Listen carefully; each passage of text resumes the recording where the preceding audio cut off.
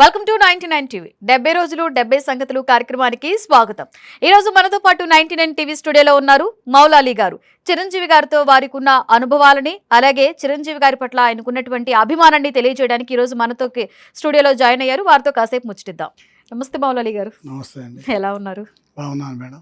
ఎక్కడి నుంచి వచ్చారు? ఎన్టీఆర్ డిస్ట్రిక్ట్ జగ్గైపేట అండి. జగ్గైపేట నుంచి వచ్చారు. ఏం చేస్తుంటారు? Working as a teacher.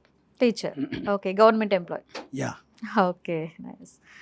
Chiranjeevi garu అంటే చాలా అభిమానం అని చెప్పారు. అవునండి. సో ఈ కార్యక్రమంలో పాల్గొనడానికి చాలా హ్యాపీగా మీరు స్పెండ్ చేయడానికి వచ్చారు. అలాగే మీరు ఆయన అంటే ఎంతో అభిమానం అని చెప్పి అన్నారు. ఏ సినిమా చూసి ఆయనకి మీరు అభిమానిగా మారారు? ఖైదీ అండి. When I was in 9th class ఆ మూవీ అప్పుడు రిలీజ్ అయిందండి. 1983 అక్టోబర్ 28 నాకు బాగా గుర్తన్నమాట. ఇప్పుడు నాకు 9th క్లాస్లో ఎన్సీసీ ట్రైనింగ్ కోసం ఉయ్యూరు తీసుకెళ్ళారు. ఆ ఉయ్యూరులో ఆ సినిమా చూశాను అన్నమాట. అప్పుడు దాకా కాస్త సినిమాల ఆసక్తి అలా ఉండి కాస్త సీనియర్ ఎన్టీఆర్ గారి సినిమాలు, జానపద సినిమాలు, పౌరాణిక సినిమాలు చూసేవాడిని. ఈ ఖైదీ సినిమా చూసిన తర్వాత ఈయన చిరంజీవి గారంట బాగున్నారే అని చెప్పి ఒక ఫస్ట్ ఇంప్రెషన్ అప్పుడు పడిందండి. అంటే నియర్లీ అరౌండ్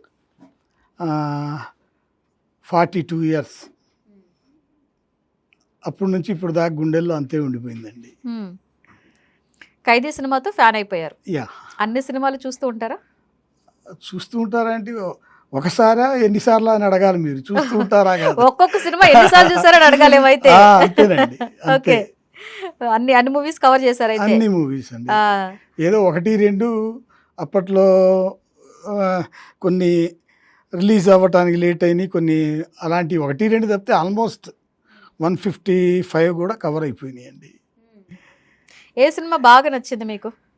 నాకు చిరంజీవి గారు నటించినటువంటి విజేత అనే సినిమా అంటే ఇప్పటికి కూడా అది వదలనండి. Especially climax scene, last half an hour. Family drama ఇంత బాగా కూడా చేయగలరా ఒక హీరో అనిపిస్తుందండి ఆ సినిమా చూస్తే. ఇప్పటికి కూడా I watched it more than 100 times. 100 times? ఇంకా కౌంట్ చేస్తే ఎక్కువ. ఇప్పటికి కూడా నాకు ఫ్రీ దొరికితే ఇంట్లో ఆ విజేత అనే మూవీ పెట్టుకొనే చూస్తానండి. Especially last half an hour అండి. ఆ వదిన మరుదుల మధ్య అనుబంధం, అన్నదమ్ములు వదినల యొక్క ఆ కుటుంబం గురించి అతను చేసిన త్యాగం, ఆ హీరో గారు చేసిన త్యాగం, చిన్నబాబు అందులో హీరో పేరు, అద్భుతంగా ఉంటుందండి ఆ మూవీ. యాక్చువల్గా అనిల్ కపూర్ గారి సాహెబ్ అనే సినిమాకి రీమేక్ అండి. అప్పుడు నేను ఇంటర్ చదువుతున్నప్పుడు, అంటే ఇన్ ద ఇయర్ 1986 రిలీజ్ అయినప్పుడు బాగా అదంటే నాకు ఇష్టం. ఇప్పటికి కూడా ఎన్ని సినిమాలు వచ్చినా ఆ last climax half an hour అంటే ఇప్పటికి కూడా ఇష్టం అండి. అన్ని సినిమాలు చూస్తాను అని చెప్పారు. అన్ని సినిమాలు రిపీట్గా పెట్టుకొని చూస్తున్నా అన్నారు. అండ్ అంటే స్క్రీన్లో ఆయన చూసినప్పుడుగా మీకు దేనికి ఎక్కువ కనెక్ట్ అవుతారు? అంటే ఆయన డాన్స్కా, స్టైల్కా, లేకపోతే dialogue delivery? First of all నేనే కాదండి, తెలుగు సినీ ప్రేమికులు ఎవరున్నా, డ్యాన్స్ ప్రేమికులు ఎవరున్నా చిరంజీవి గారు తెర మీద కనబడితే ఆయన పాట ఇప్పుడు వస్తుందా అని చూస్తారు. Because of dance. తెలుగు తెరకు డ్యాన్స్ మూమెంట్స్ పరిచయం చేసిన మొదటి వ్యక్తి చిరంజీవి. అఫ్కోర్స్ అంతకుముందు కళామతల్లి ముద్దు బిడ్డల్లాగా 2 కళ్ళలాగా ఎన్టీఆర్, ఏఎన్ఆర్ ఉన్నారు.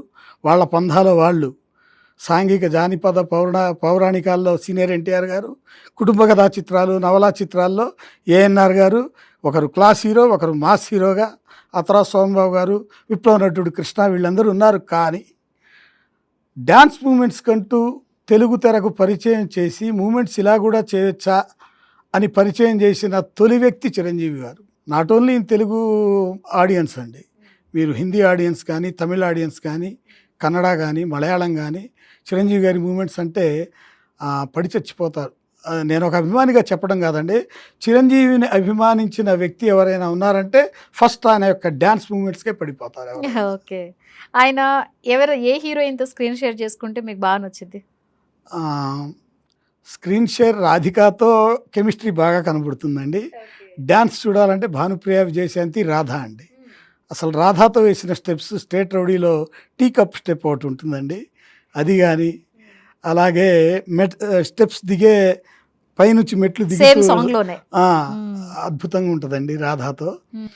చిరంజీవి గారి పక్కన డ్యాన్స్ స్టెప్స్ పొల్లుపోకుండా వేయాలంటే మాత్రం భానుప్రియ, విజయశాంతి, రాధా వీరి ముగ్గురు తర్వాతే పోటాపోటీ పోటాపోటీ. అసలు తేడా ఆయన కూడా అనేది చాలా ఉండదు. సార్లు చెప్పారు చిరంజీవి గారు కూడా, వీళ్ళతో వేసేటప్పుడు అసలు ఇంకా నేను ఎక్కువ గ్రేస్ ఎనర్జీ వచ్చేసింది. కెమిస్ట్రీగా కనపడాలంటే మాత్రం రాధికా గారు వాళ్ళిద్దరి కనపడతారు. మధ్య కామెడీ టైప్ బాగుంటుంది. బాగుంటుంది. అవునవును. సో ఆయన ఇప్పుడు రీ రిలీజ్ లో హవా నడుస్తుంది. లేటెస్ట్ గా మన జగదేక వీరుడు అతిలోక సుందరి రీ రిలీజ్ అయింది, చూసారా? ఆ సినిమా 1990 మే 9న రిలీజ్ అయినప్పుడు ఆంధ్ర రాష్ట్రంలో తుఫాన్ వచ్చిందండి. నేను అప్పుడు ఒక పని మీద విజయవాడ దాటి వెళ్ళాలి. సరే రిలీజ్ సినిమా వస్తే మా ఊళ్ళో సినిమాలు చూడటానికి కుదరదండి, విజయవాడ రావాల్సిందే, 55 కిలోమీటర్. ఆ సినిమా చూసినట్టు ఉండదు, పని అయినట్టు ఉండదని వెళ్ళి చెప్పి విజయవాడ అప్సరా థియేటర్ దగ్గర చాలా కష్టపడి క్యూలో నిలబడి టికెట్ తీసుకొని చూస్తే బయటకు వచ్చేసరికి మొత్తం ట్రాఫిక్ జామ్ అయ్యి చెట్లు ఎక్కడెక్కడ పడిపోయి తుఫాన్ అండి. ఇక వరుసగా అప్సరా థియేటర్లోనే 4 ఆటలు చూసి అక్కడే ఉన్నా అనమాట. 1990 అండి. నాకు ఆ డేట్ కూడా బాగా దానికి నా పర్సనల్ లైఫ్కి దానికి ఒక లింక్ ఉందన్నమాట. చిరంజీవి గారి సినిమా ప్రతి సినిమాతో నాకు పర్సనల్ ఆ డేట్ లింక్ అప్ అయి ఉంటుందండి. ఈవెన్ ఆయన మ్యారేజ్ కూడా 1980 ఫిబ్రవరి 22. ఆ ఫిబ్రవరి నెలలోనే రావాలని నేను ఫిబ్రవరి 20న పెట్టుకున్నా. అలాగా అంటే ఆయన సినిమా గ్యాంగ్ లీడర్ అప్పుడు మా ఇంట్లో మా బాబు పుట్టడం, అలా ప్రతి సినిమాకి నా లైఫ్కి ఒక లింక్ ఉంటుంది. ఆ డేట్తో కూడా నాకు ప్రత్యేకమైన కనెక్టివిటీ ఉంటుంది. అందుకని మ్యాక్సిమం చిరంజీవి గారి సినిమాల డేట్ ఆఫ్ రిలీజ్ అనేది కూడా నాకు గుర్తుంటుందండి జనరల్గా. ఇప్పుడు మళ్ళీ రీ రిలీజ్ చేయాలంటే ఆయనది ఏ సినిమా చేస్తే బాగుండు అనుకుంటున్నారు మళ్ళీ? రౌడీ అల్లుడు అండి, పక్కా మాస్ ఎంటర్టైనర్. అసలు చిరంజీవిలోని మాస్ ఎలిమెంట్స్ చూడాలంటే ఆటో జానీ అందులో క్యారెక్టర్ పేరండి, అద్భుతంగా ఉంటుంది. తర్వాత దొంగమ్మ గుడి అని ఒకటి ఉంటుంది, యండమూరి వీరేంద్రనాథ్ గారు రాసిన నవలాధారిత సినిమా అది. అప్పటి వరకు ఒక సోహన్ బాబు, ఒక ఏఎన్ఆర్ నవలాధారిత హీరోలు మన ఫీల్డ్లో. ఒక ఛాలెంజ్, ఒక దొంగమొగుడు, ఇలాంటి సినిమాలతో ఆ రికార్డు మొత్తం క్రెడిట్ మొత్తం చిరంజీవి గారు కొట్టేశారు. ఎందుకంటే ఆయన సినిమాలు చాలా ఉన్నాయి, ఛాలెంజ్ కానీ, అభిలాష కానీ, ఇలాంటి సినిమాలన్నీ నవలాధారిత సినిమాలు. ఈ దొంగమొగుడు అనేది కూడా నవలాధారిత సినిమా, మన తెలుగు నెటివిటీకి అనుగుణంగా తీశారండి డైరెక్టర్ గారు.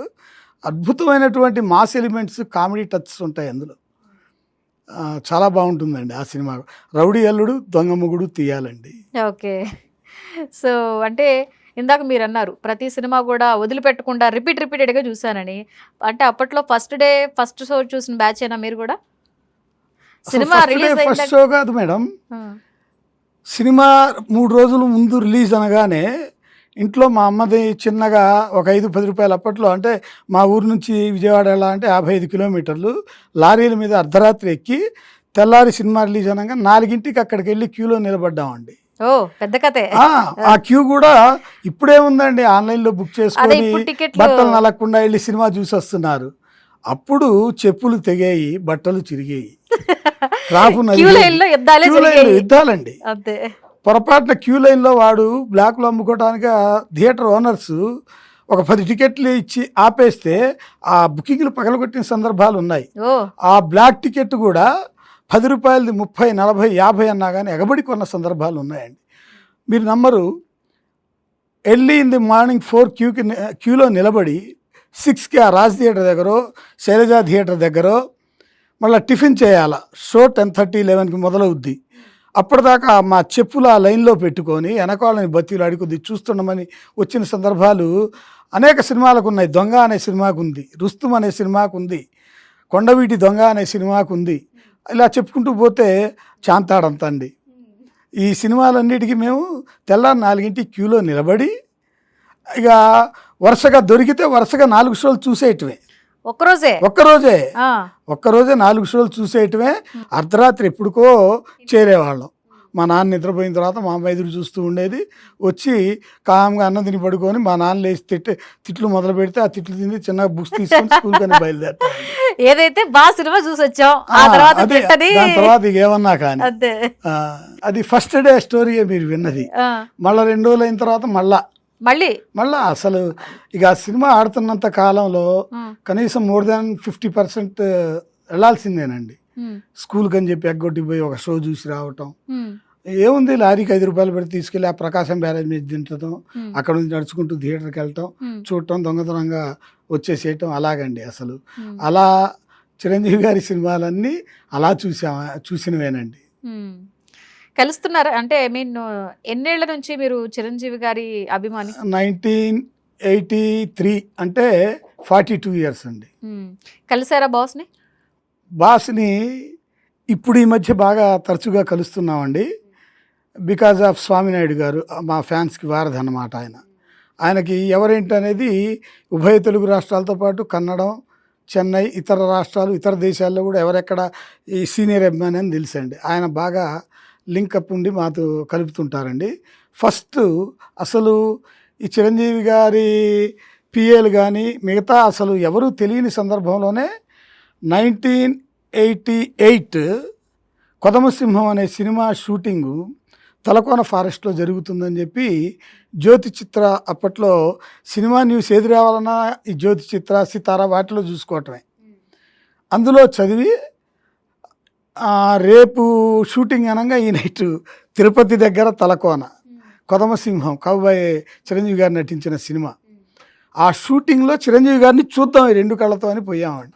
ఫస్ట్ ఆయన గారిని చూడటం అది. అక్కడ చూసినప్పుడు షూటింగ్ ఫారెస్ట్లో జరుగుతుంది. ఫారెస్ట్ బ్యాక్ డ్రాపేనండి. హీరోయిన్గా రాధ గారు, క్యారెక్టర్ ఆర్టిస్ట్ సత్యనారాయణ గారు, మోహన్ బాబు గారు విలను. ఆ షూటింగ్ పార్ట్ అయిన తర్వాత షూటింగ్ మేకప్ వేసుకోవడానికి ముందు అయ్యప్ప స్వామి మాల్లో ఉన్నారు చిరంజీవి గారు.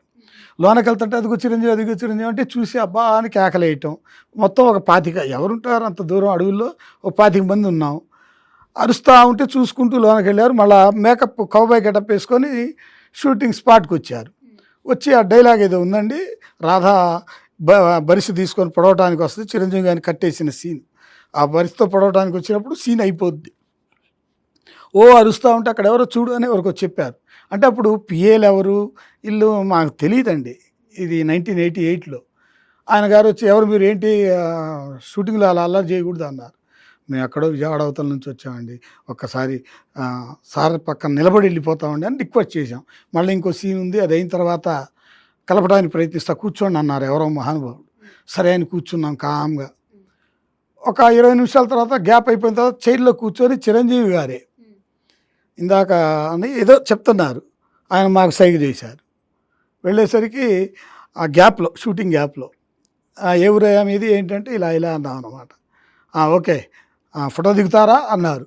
అసలు ఆయన మాట్లాడటమే అసలు కళా నిజం అనుకుంటున్నాం. నేను మా ఫ్రెండ్స్ ఇద్దరు వెళ్ళామండి, ముగ్గురు వెళ్ళాం. కళా నిజం అనుకుంటుండేసరికి ఆయన ఫోటో అనేసరికి అప్పుడు సెల్ ఫోన్లు, కెమెరాలు మా దగ్గర, ఎవరో హాట్ షాట్ కెమెరాతో ఆ షూటింగ్ జూనియర్ ఆర్టిస్టులు ఎవరి దగ్గర ఉంటే ఆయనకు సైగ చేసి చిరంజీవి గారు తీయమన్నారు. ఆయన తీసిన తర్వాత మీ ఇంటికి పంపిస్తాలే ఫోటో, అడ్రస్ అతనికి ఇచ్చి వెళ్ళిపో అన్నారు. ఓకే, వండర్ అసలు ఇది కళా నిజమా అని మనుషులు కాలేదు. ఫస్ట్ ఆయన గారిని కలిసింది అదండి. దాని తర్వాత ఎముడికి మొగుడు 100 days ఫంక్షన్కి మెరీనా బీచ్లో జరుగుతుంటే మా నందిగావ్ నుంచి 120 రూపాయలు టికెట్ ఒక్కొక్కళ్ళకి బస్సు. 120 పెట్టి అక్కడికి మెరీనా బీచ్లో వెళ్ళి రిటర్న్లో వస్తూ చిరంజీవి గారి ఇంటి దగ్గర చూసి ఇది చిరంజీవి గారి ఇల్లు అంతే. లోపలికి వెళ్ళడానికి మాకు యాక్సెస్ లేదు. యాక్సెస్ అంటే ఈ మధ్య ఏర్పడింది, కానీ ఈ మధ్య అంటే ఒక 20 years నుంచి అండి. అంతకుముందు ఇంత యాక్సెస్ లేదు. కాబట్టి ఆ విధంగా తొలిసారి చిరంజీవి గారిని చూడటం అయింది. ఈ మధ్యలో మా లోకల్ అప్పటి ఎమ్మెల్యే గారి ద్వారా 2 సార్లు కలిసామండి. స్వామినాయుడు గారి ద్వారా 2-3 సార్లు కలిసాం. ఒక అకేషన్లో అయితే వాల్తేరు వీరయ్య 200 రోజుల విజయోత్సవం పార్క్ హయాత్ హోటల్లో జరుగుతుంది. నేను ఇలా జరుగుతుందని తెలిసి మా స్వామినాయుడు గారిని రిక్వెస్ట్ చేశా, కొద్దిగా ఫ్యామిలీతో వస్తాండి, నన్ను ఎలా చేయండి అంటే, రండి భలేవారు రండి అంటే మా ఫ్యామిలీ మొత్తం వెళ్ళామండి. చిరంజీవి గారు లోనకి ఎంట్రీ అవుతుంటే మా పాప ఒక రోజ్ పువ్వు ఇస్తే అని తీసుకొని ఆ ఫ్లవర్ని మళ్ళా ఆ స్టేజీ ముందు సోఫాలో కూర్చొని అక్కడ పెట్టుకొని రైట్ సైడు ఆయన వెళ్ళేదాకా దాన్ని 2-3 సార్లు చూస్తున్నారు కింద పడుతుందేమో అని. అంటే ఒక అభిమాని ఇచ్చినటువంటి ఒక గులాబీ పువ్వుకి చిరంజీవి గారు ఇచ్చిన విలువకు నిదర్శనం అది. మేమైతే 2 రోజుల పాటు దాని గురించి ఆలోచించి అన్నపానీయాలు కూడా, నేనైతే నాకున్న వాట్సాప్ గ్రూపులన్నింటిలో మ్యాటర్ పెట్టేసి ఆనందపడ్డాను అన్నమాట. జనరల్గా ఇప్పుడు నేను ఒక టీచర్గా 40 years నుంచి చేస్తున్నా. నాకు ఒక స్టూడెంట్ ఏదన్నా స్వీటో లేకపోతే ఒక ఫ్లవరో నాకు ఎదురైనప్పుడు ఇస్తే బాగున్నామా అని పక్కన పడేస్తామండి. కానీ ఆయన యొక్క సున్నిత మనస్తత్వం అభిమానులకు ఇచ్చే వాల్యూకి అదొక ప్రత్యక్ష నిదర్శనం. ఆ విధంగా మా ఫ్యామిలీ కలిసామండి. నేను వ్యక్తిగతంగా కలిశాను 5-6 సార్లు. ఆయన విజయవాడ ఎయిర్పోర్ట్కి ఎప్పుడు వచ్చినా కానీ వెళ్ళిపోయి ఎగబడి జనాల్లో పడి చూస్తుంటాం, పర్సనల్గా కలుస్తుంటాం. ఇప్పుడు యాక్సెస్ బాగుందండి. అభిమానిగా అంటే చిరంజీవి గారిని స్క్రీన్ మీద చూసి ఫస్ట్ ఆఫ్ ఆల్ ఆయనకి వీరాభిమానులు వాళ్ళు అయిపోయి ఉన్నారు. చాలా మంది తర్వాత చెప్పే అంశం ఏంటంటే ఆయన సేవా కార్యక్రమాలు, ఆయన చేసే సేవ ద్వారా ఎంతో మంది ప్రాణాలని కాపాడడం జరిగింది. ఆ ప్రతి కార్యక్రమంలో కూడా ఫ్యాన్స్ పాల్గొంటూనే ఉంటారు. ఆయన చేసే సేవా కార్యక్రమాలు ఇక్కడ బ్లడ్ బ్యాంక్ ఎక్కువగా కనెక్ట్ అయిన అభిమానులు ఉంటారు. మీరు అలాంటి క్యాంప్స్లో పాల్గొన్నారా ఎప్పుడైనా? బ్లడ్ ఇవ్వడం? నేను బ్లడ్ ఇవ్వటం అనేది ఒక 5-6 సార్లు చేశానమ్మా. తర్వాత నా ఆరోగ్యరీత్యా ఇవ్వలేకపోయాను. కానీ 2006 or 2005 ఠాగూర్ సినిమా శతదినోత్సవ సంబరాలని చెప్పి జగ్గేపేటలో పెట్టానండి. అలా పెట్టినప్పుడు ఇర్రెస్పెక్ట్ ఆఫ్ పాలిటిక్స్ అందరు పొలిటీషియన్స్ని, లోకల్ మాజీ MLAs, sitting MLAs, municipal councillors, municipal chairman, ఇలా all politicians, all parties, BJP, CPI, CPM, సమాజంలో ఒక వ్యక్తిని అందరినీ స్టేజీ మీదకు పిలిచి అన్నయ్య సినిమాలో చిరంజీవి గారికి తమ్ముడుగా వేసినటువంటి వెంకట్ అనే హీరోని చీఫ్ గెస్ట్గా పిలిచి, స్వామినాయుడు గారిని గెస్ట్గా పిలిచి బ్లడ్ డొనేషన్ క్యాంప్ పెడితే 472 మెంబర్స్ మార్నింగ్ 7 నుంచి ఆఫ్టర్నూన్ 2 లోపల 472 మెంబర్స్ బ్లడ్ డొనేషన్ చేస్తే రెడ్ క్రాస్ సొసైటీ వాళ్ళు ముక్కును వేలేసుకున్నారు. ఒక బ్లడ్ క్యాంపులో ఒక రోజులో ఇంత బ్లడ్ కలెక్ట్ అవ్వటం అంటే. అప్పటి గవర్నర్ సుర్జిత్ సింగ్ బర్నాలా గారు కూడా best motivator of blood donors award కూడా ఆయన చేతుల మీదుగా నాకు ఇప్పించారు. ఆ విధంగా అంటే బ్లడ్ డొనేషన్ క్యాంప్స్ ఇప్పటికి కూడా August 22 చిరంజీవి గారి బర్త్డే రోజున పెట్టిస్తుంటామండి. ఒకవేళ బ్లడ్ డొనేషన్ క్యాంప్ కుదరని పక్షంలో మొక్కలు నాటించటం, అనాథాశ్రమంలో, వృద్ధాశ్రమాల్లో ఫుడ్ అది పంచటం, అలాంటి కార్యక్రమాలు చేస్తూ ఉంటాం. August 22 వస్తే ఒక ముస్లింకి రంజాన్, బక్రీద్, ఒక హిందువుకి దసరా, దీపావళి, ఒక క్రైస్తవుడికి న్యూ ఇయర్, క్రిస్మస్ ఎలాగో మాకు August 22 చిరంజీవి సినిమా రిలీజ్ రోజు పండగలండి. ఓకే, ఆ విధంగా మేము ఆనందపడుతుంటాం. ఈ వారోత్సవాలన్నిట్లో మీరు కూడా పార్టిసిపేట్ చేస్తారు? మీ ఏరియాలో ఎలా చేస్తారు? మా ఏరియాలో అండి మొత్తం వారోత్సవాల్లో 7 రోజులకి 7 రకాల ప్రోగ్రామ్స్ పెట్టుకున్నామండి. ఒకరోజు రోడ్ల పక్కన మొక్కలు నాటించటం, ఒకరోజు స్కూల్స్లో మొక్కలు నాటించటం, ఇంకొక రోజు అనాథ పిల్లల ఆశ్రమం ఉంటుందండి మాకు. అక్కడ పిల్లలకి పుస్తకాలు, పలకలు అలాంటివి ఇవ్వటం, ఇంకో చోట వృద్ధాశ్రమంలో అన్నదానం చేయటం. ఇలా 7 రోజులకి సరిపడా మేము షెడ్యూల్ రెడీ చేసేసామండి. ఈ కార్యక్రమాలన్నీ కలిసినప్పుడు చెప్తుంటారా బాస్కి? ఇవన్నీ చెప్పడానికి అంత టైం ఉండదు అమ్మా. ఒకసారి మాత్రం చెప్తే భుజం తట్టి very good, keep it up అన్నారు. ఏం చేసినా మాత్రం ఇప్పుడు చిరంజీవి బ్లడ్ బ్యాంక్ ఉందమ్మా. ఆ చిరంజీవి బ్లడ్ బ్యాంకు 1998లో స్థాపించిన తర్వాత ఈనాటికి ఎన్ని లక్షల మంది ప్రాణాలని కాపాడింది. మనకు తెలిసి చరిత్రలో ఫేమస్ సినిమా ఆర్టిస్టులను చూసాం. ఈవెన్ హాలీవుడ్లో సైతం ఒక యాక్టర్ 24/7 వర్క్ చేసేటటువంటి బ్లడ్ బ్యాంకు నడుపుతున్న చరిత్ర ప్రపంచ సినీ చరిత్రలో ఎవరికి ఉండదమ్మా. అఫ్కోర్స్ కొంతమంది మనం చెప్పుకోవచ్చు, హాస్పిటల్స్ నడుపుతున్నారు, ఇంకోటి నడుపుతున్నారు, కానీ 24/7 ఎనీ టైం బ్లడ్ కావాలంటే ఇచ్చేవాళ్ళు. అలా నడిపే సంస్థ, తన సొంత జేబులో డబ్బులు పెట్టి సంస్థ నడుపుతున్నటువంటి hero one and only Chiranjeevi. మీరు రికార్డ్స్ తీసి చూసుకోండి. అంటే ఇప్పుడు మిగతా హీరోలు హాలీవుడ్లో కానీ బాలీవుడ్లో కానీ ఏదైనా టైం వస్తే ఎంతో కొంత అమౌంట్ ఇవ్వటం, లేకపోతే ఏదైనా కార్యక్రమం చేయటం ఉన్నారమ్మా, కాదన్న. కానీ గత 27 సంవత్సరాలుగా తన సొంత ధనంతో ఎటువంటి డొనేషన్స్ లేకుండా చిరంజీవి చారిటబుల్ ట్రస్ట్ ద్వారా నేత్రదానం, రక్తదానం చేయిస్తున్నటువంటి ఘనత ప్రపంచ చలనచిత్ర చరిత్రలో ఒక చిరంజీవి గారికే దక్కుతుంది. అది మేము చాలా గర్వంగా ఫీల్ అవుతాం. ఎన్ని లక్షల మంది ప్రాణాలు కాపాడబడి ఉంటాయమ్మా. ఈనాడు పేపర్లో కేవలం రక్తం దొరక్క ఒక వ్యక్తి ప్రాణాలు కోల్పోయాడనే వార్తను చదివినటువంటి చిరంజీవి గారు మనసు చలించిపోయి నాకు ఇన్ని లక్షల కోట్ల మంది అభిమానులు ఉన్నప్పుడు వారిని నేను చైతన్యపరిచి రక్తదానం చేయించి ప్రాణాలు ఎందుకు కాపాడకూడదు అనే ఆలోచన మెదడులో వచ్చి బ్లడ్ బ్యాంక్ స్థాపన జరిగింది. మరి దాన్ని ఎంత ఇయాల్టికి కూడా మీరు ఎంక్వైరీ తీస్తే ఒక గాంధీ హాస్పిటల్, ఒక ఉస్మానియా హాస్పిటల్, ఈ గవర్నమెంట్ హాస్పిటల్స్లో నెలకి 100 బ్లడ్ ప్యాకెట్లు చిరంజీవి బ్లడ్ బ్యాంక్ నుంచి పోతాయమ్మ, పేదలకు అవసరం అవుతుందని చెప్పి. హై ప్రొఫైల్ ఉన్న వ్యక్తులు తమకు బ్లడ్ కావాలంటే ఫస్ట్ కాంటాక్ట్ అయ్యేది CCT in Hyderabad. High profile ఉన్నటువంటి వాళ్ళకి ఏంటంటే బ్లడ్లో నాణ్యత ఉంటుంది. ఒక నమ్మకమైనటువంటి సంస్థ, దాన్ని CEOగా స్వామినాయుడు గారు ఎంతో సమర్థవంతంగా నడుపుతున్నారు. ఆ సంస్థ నడపటం అంటే ఒక వ్యక్తిగా అది సామాన్యమైన విషయం కాదు. మేము అభిమానులుగా మేము ఇప్పుడు ఒక చిరంజీవి గారిది ఒక సినిమా విజయవాడ వెళ్ళినప్పుడు 5 పైసలు 10 పైసలు బిల్లలు డబ్బాల్లో తీసుకెళ్ళి తెర మీద చల్లిన జ్వాల అనే సినిమా విజయవాడ శైలజ థియేటర్లో 3 ఫ్రెండ్స్ చిల్లర నెలల తరబడి దాచిపెట్టుకొని వెళ్ళి తెర మీద చల్లామండి.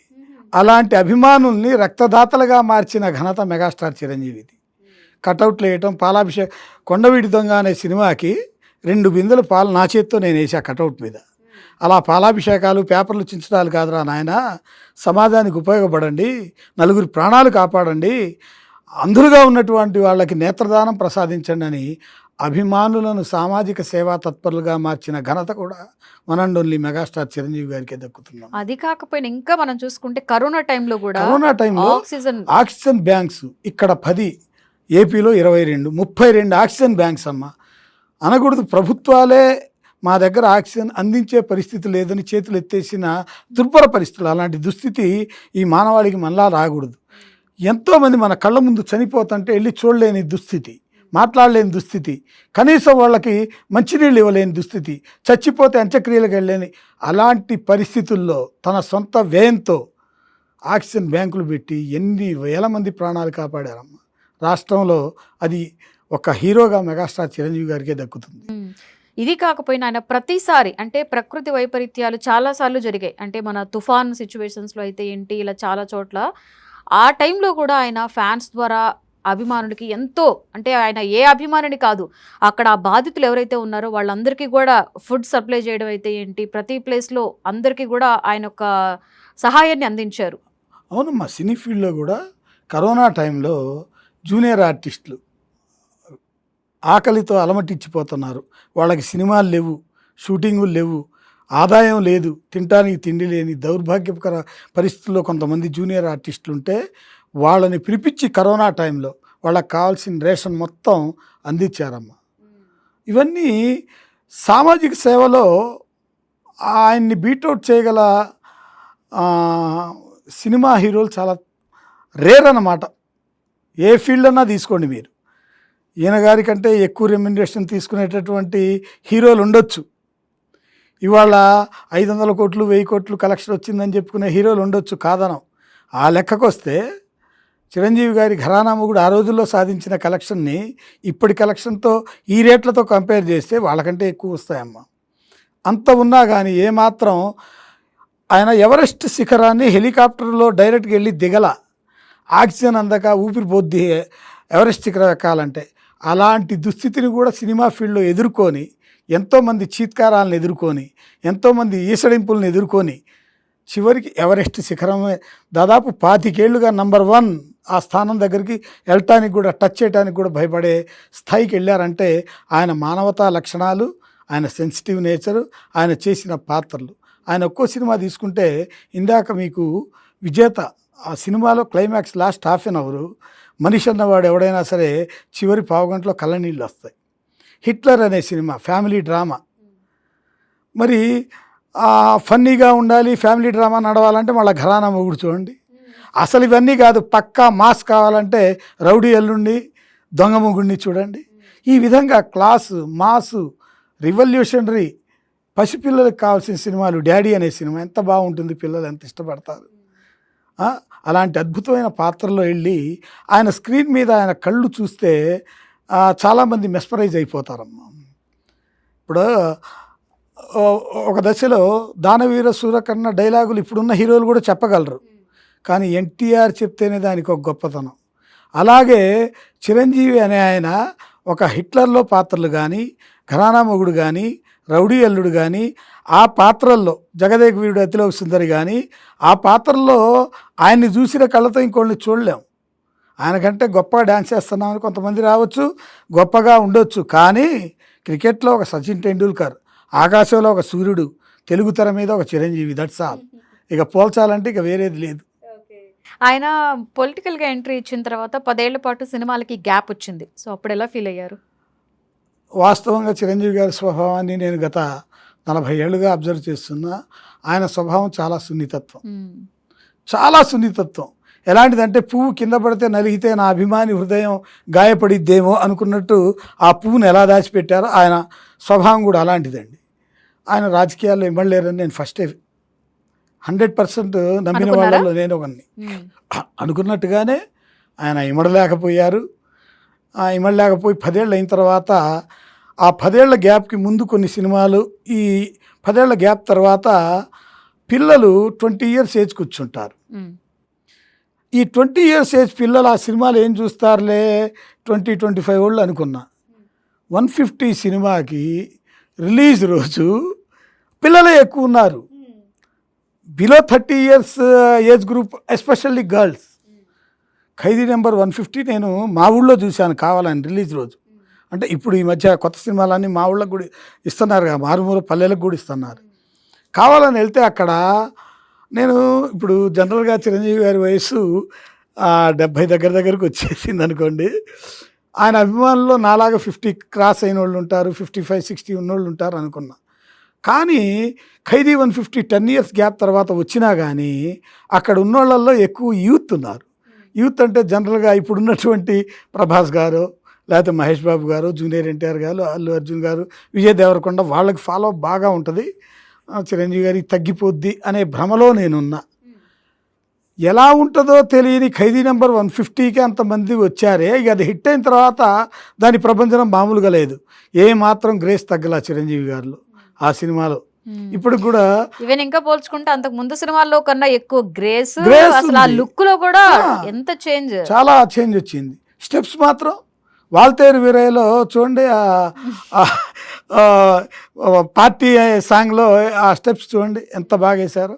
అలాగే అందులో మాస్ సాంగ్ నాకు ఖాళీ ఉన్నప్పుడు చూస్తూనే ఉంటా 150లో రత్తాలు అనే పాట. ఆ స్టెప్స్ అసలు మామూలుగా ఉంటాయండి.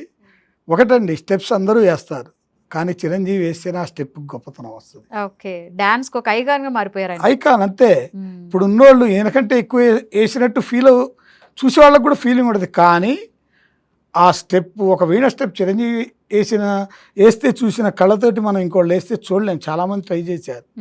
అలాగే ఏ విధంగానైతే పౌరాణిక పాత్రల్లో ఎన్టీఆర్ ఒక ఐకానిక్గా మారిపోయారో, స్టెప్స్ అనగానే తెలుగు సినీ ఇండస్ట్రీలో చిరంజీవి వేస్తేనే చూడాలా. ఒక హిట్లర్లో అబీబీ అనే పాట, ఒక ఇంద్రాలో దాయి దాయి దామా అనే పాట, ఆంటీ కూతుర అందులో బావగారు బాగున్నారా, ఆ స్టెప్స్ ఎవరు వేయగలరండి? వేస్తారు, కానీ ఇంత గ్లామరస్గా కనబడతారా? ఆ వీణ స్టెప్ ఎంతమంది ట్రై చేశారండి? ఎవరికన్నా ఆ గ్రేస్ వచ్చిందా? అది ఎన్టీఆర్ దుర్యోధను డైలాగులకి ఎలా సెట్ అయిపోతారో చిరంజీవి స్టెప్పులకు అలా సెట్ అయిపోతారు, డౌట్ లేదు అందులో. బేసిక్ గా ఫస్ట్ నుంచి ఏంటంటే మీరు ఆయన ఫ్యాన్స్ కి ఫిదా, అదే ఆయన డాన్స్ కి ఫిదా అంతే. అంటే మీరు అన్నట్టు కరెక్ట్. నా మనసులో అలా ఉండే అనిపిస్తుంది. ఏమంటే పిల్లలు, మీకు చెప్పడం మర్చిపోయా, చిరంజీవి గారిని 3 తరాలని ప్రభావితం చేసిన హీరో అండి నా దృష్టిలో. ఎలాగంటే నేను, నాకంటే పెద్దోళ్ళు కూడా ఉన్నారు, 10 ఏళ్ళు పెద్దోళ్ళు, నా పిల్లలు, వాళ్ళ పిల్లలు. ఇప్పుడు మా ఫ్రెండ్ వాళ్ళ బాబు 2 ఇయర్స్. ఖైదీ నెంబర్ 150లో మీ అనే పాట ఒకటి ఉంటుంది. ఇకపై నువ్వు యూ అండ్ మీ అనే పాట. ఆ పాట వస్తే వాడు ఆడుకుంటోడల్లా ఉరికొచ్చి స్టెప్స్ వేస్తాడు.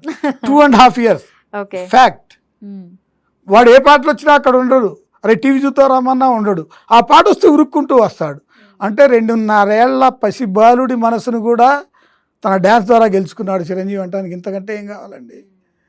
ఆయన ఇన్ని కార్యక్రమాలు చేస్తున్నారు, ఇన్ని సేవా కార్యక్రమాలు చేస్తున్నారు, అండ్ ఫ్యాన్స్ కోసం ఆయన చాలా గుప్త దానాలు కూడా చేస్తారు. అయితే ఇంకా అభిమానిగా మీరు మీ పరిసర ప్రాంతంలో అయితే ఏంటి, లేకపోతే ఇంకేదైనా ఫ్యాన్స్ కోసం అయితే ఏంటి, బాస్ ఇది కూడా చేస్తే బాగుండు, ఈ సేవా కార్యక్రమం కూడా చేస్తే బాగుండు అనేలా అభిమానిగా మీకేమైనా ఉందా? నాకు ఈ చిరంజీవి బ్లడ్ బ్యాంక్ అనేది హైదరాబాద్లోనే కేంద్రీకృతం అయిందండి. 1998లో స్థాపించారు అది. అప్పుడు సంయుక్త ఆంధ్రప్రదేశ్ మందప్పుడు. ఇప్పుడు విడిపోయిన తర్వాత ఈ బ్లడ్ బ్యాంకు మాకు అక్కడ కూడా ఒక బ్రాంచ్ పెడితే బాగుంటుంది. బాస్ దృష్టికి కూడా తీసుకెళ్ళాలనుకుంటున్నానండి. విజయవాడలోను, వైజాగ్లోను, రాజమండ్రి, కాకినాడలోను, ఇలా మేజర్ సిటీస్లో ఎక్కడో ఒక చోట పెట్టి ఇక్కడ స్వామినాయుడు గారు లాగా చూసుకునే ఒక నమ్మిన బంటు. ఆయన అంటే ఇక ఆంజనేయ స్వామి లాంటివాడు చిరంజీవి గారికి. అలాంటి నమ్మిన బంటుని చూసి అక్కడ బ్రాంచ్కి కూడా నడిపినట్టయితే మా ఆంధ్రప్రదేశ్కి కూడా చాలా ఉపయోగంగా ఉంటుందనేది ఒక సూచన అండి. రెండవది, తల్లిదండ్రులు లేని పిల్లలు వాళ్ళని దత్తత తీసుకోవటం. చిరంజీవి గారికి ఉన్న నెట్వర్క్కి అది కనిపెట్టడం పెద్ద లెక్క కాదండి. వాళ్ళని చదివించడానికి ఆశ్రమాలు పెట్టడం కానీ, ఎస్పెషల్లీ ఆర్ఫాన్స్కి, అలాగే ఏదన్నా బాగా బ్యాక్వర్డ్ విలేజెస్ 1-2 ఉంటే తీసుకొని వాటి డెవలప్మెంట్ చేయాలి. అనాథ పిల్లల్ని గుర్తించడం చిరంజీవి గారికి ఉన్న నెట్వర్క్ లెక్క కాదండి. వారిని గుర్తించి వాళ్ళ చదువు సంధ్యలు, వాళ్ళ అభివృద్ధికి కృషి చేయటం.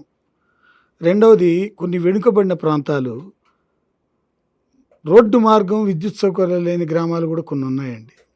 అలాంటి గ్రామాలని దత్తత తీసుకుంటే ఇంకా చిరస్మరణీయంగా ఉంటుంది చిరంజీవి గారి పేరు అనేది నా కోరిక. ఒకటి బ్లడ్ బ్యాంక్ బ్రాంచ్ ఒకటి మా ఆంధ్రాలో ఓపెన్ చేయాలి. రెండవది, అనాథ పిల్లలకు తగినటువంటి సౌకర్యాలు కల్పించడానికి కృషి చేయాలి. మూడవది, బాగా బాగా వెనుకబడినటువంటి కొన్ని ప్రాంతాలని దత్తత తీసుకొని అభివృద్ధి చేయాలి. ఓకే, మీరు చిరంజీవి గారి 70వ బర్త్డే సందర్భంగా ఈ స్పెషల్ కార్యక్రమంలో ఇక్కడ 99 టీవీ స్టూడియోలో పాల్గొంటున్నారు. సో ఒక అభిమానిగా ఏమైనా చెప్పాలి అనుకుంటున్నారా? అభిమానిగా చెప్పాలంటేనండి, ఇప్పుడు సినిమాలు చూస్తున్నారు కానీ చిరంజీవి గారి యొక్క గొప్పతనం ఇప్పుడు ఉన్నటువంటి యువతకు తెలియట్లా.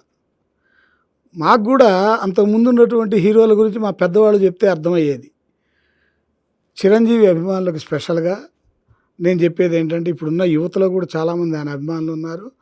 అందరూ చిరంజీవి గారు చూపించినటువంటి సేవా మార్గం వైపు మరలాలి, మానవత్వంతో మెలగాలి, సమాజానికి ఏదన్నా పనికొచ్చే పనులు చేస్తూ ఉండాలి, పెద్దల్ని గౌరవించాలి.